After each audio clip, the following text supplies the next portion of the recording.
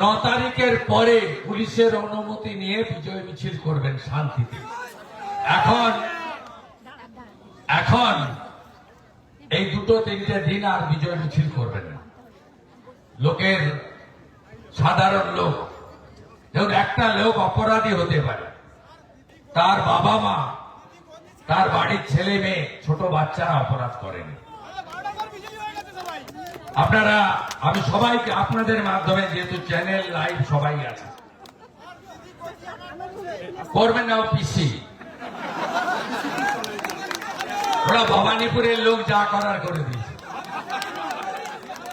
আরেকটা কথা বলে গেলাম, আমার পার্টির কেন্দ্রীয় নেতারা যেটা ঠিক করবেন সেটাই হবে। আমার মতামত দেওয়ার থাকলে তাদের কাছেই দেব। 10 দিনের মধ্যে যে কোনো একটা সিট ছাড়তে হবে। আমি আপনাকে বলি, আমি ভবানীপুর এবং নন্দীগ্রাম দুটোই বলছি, আমি আমার কর্তব্য থেকে কিন্তু সরে যাব। দুজনকেই বলছি, বাকিটা আমার হাতে নয়। আমার কেন্দ্রীয় নেতারা যে সিদ্ধান্ত নেবে, আমি খুব ডিসিপ্লিন ছোটবেলা থেকে, আমি খুব শৃঙ্খলা পরায়ণ মনে করি। নিজের বলা উচিত না, সবটা একা সিদ্ধান্ত নেওয়া যায় না, কিন্তু কোনো ত্রুটি হবে না।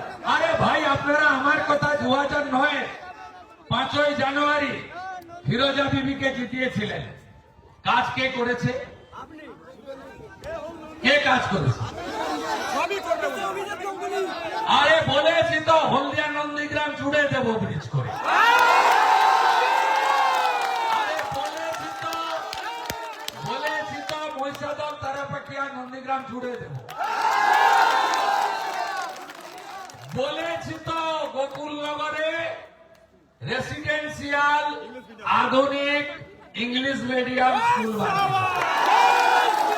বলেছি তো সোনাচূড়াতে আইটিআইটা ফিরিয়ে এনে করে দেব। নন্দীগ্রাম একে যাতে 2বার ধান করতে পারে ব্যবস্থা করে দেব।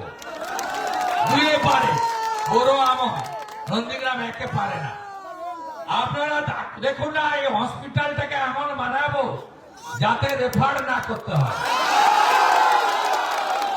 আর পাইপগুলো এনেছিলাম জল খাওয়াবো বলে বাড়ি বাড়ি। এই মমতা পাইপ পাততে দেয়নি। আমি 6 মাসের মধ্যে জলের কানেকশন পাইপ সব পেতে আপনাদের জন্য যা ভালো থাকবেন।